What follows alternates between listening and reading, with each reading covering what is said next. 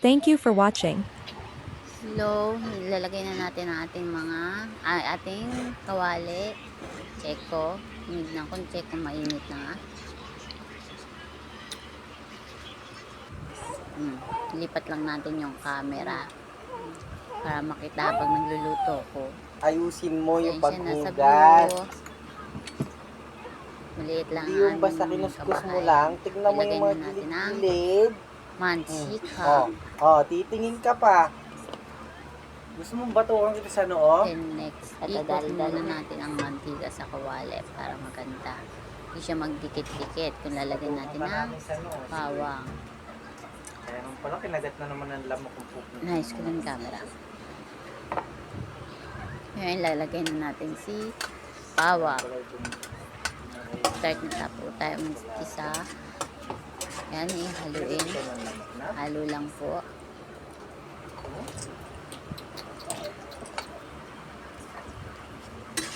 Haluin lang natin. Inayos lang natin yung lagay ng sibuyas para hindi sa talampakan po nakapwesto. Inayos ko lang po ang camera para medyo sinum ko para medyo makita niyo yung aking niluluto. Ang menu po pala natin for today is ginisang upo. Yan, with matching sardinas. At yan lang ang aming kaya ng aming pira for today. Keep it much. Okay, halo lang, halo. Yun, tapos na, medyo mapula-pula na yung ating bawang. Lalagay naman po natin ang ating sibuyas.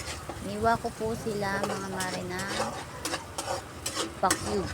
Depende naman po sa inyo kung ano gusto nyo hiwa sa pag-isa. Hiwa sa sibuyas at saka bawang. Kung alin ang naayon gusto ninyo. Halo-haloin lang po natin. Haluin lang po natin. Okay. Susunod naman po natin yan ay ang Knorr cubes. Depende po sa inyo kung gusto niyo chicken, pork, or shrimp. Depende po sa inyo kung ano gusto niyo. Sa akin po ang nilagay ko dyan ay chicken.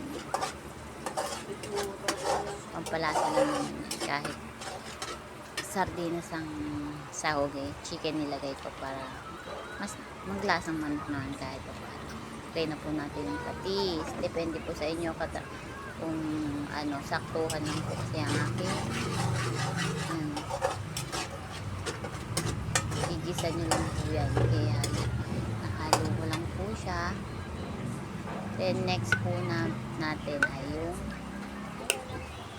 sardinas. Medyo nahihirapan po akong buksan yung sardinas dyan kaya medyo natagalan. Yan.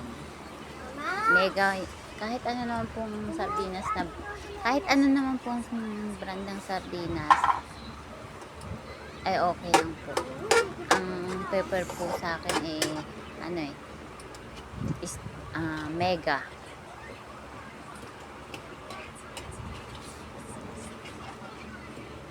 Okay, dinudurog lang po yan. Durugin lang po para mas siya.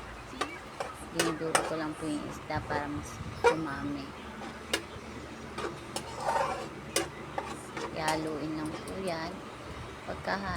Pagka-halo po yan, okay, durog pa more. Hanggang sa madurog. Yan, halo lang po siya. Pagkatapos ng halo, ay takpan po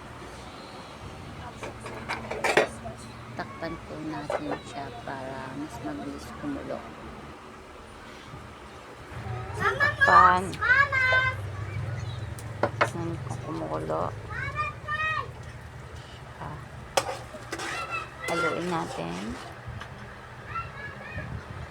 Pagkahalo, ilagay na ang upo. Depende po sa inyo kung gusto niyo pong tubigan. Pero para sa akin po kasi Hindi ko na tinubigan kasi nagtutubig naman po ang upo. Maya-maya may tubig na siya. Nagkaano na siya. Madami yung sabaw. Haluin lang po. Haluin lang po ng haluin para sumama ang lasa ng sardinas sa may upo.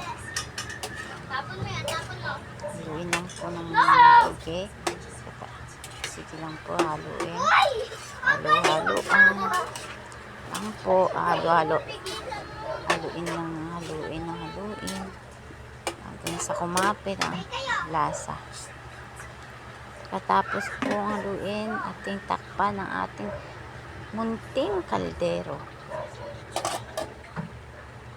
Yan, takpan po natin ng munting ating kaldero.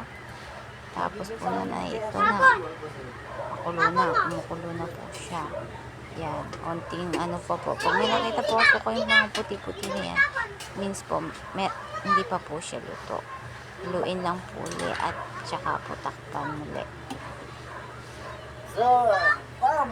Kalipas po ng ilang minuto, ayan na po, kumukulo na po siya at luto na rin po. Haluin lang po ng haluin. Nilagyan ko na rin po ng magic yan, pampalasa. Para, magic sarap po ang aking ginamit para lumasa ang, masarap kahit walang karne, masarap siya, may lasa na rin siya. At ating tikman kung tama na yung lasa niya, pati yung upo, titikman natin kung malambot na. Sakto na po yan, malambot na at masarap na.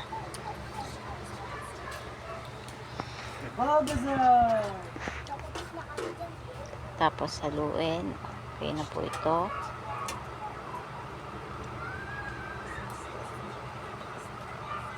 Ito na po yan. At saka po nating takpan na. Yun na po. Serving na po.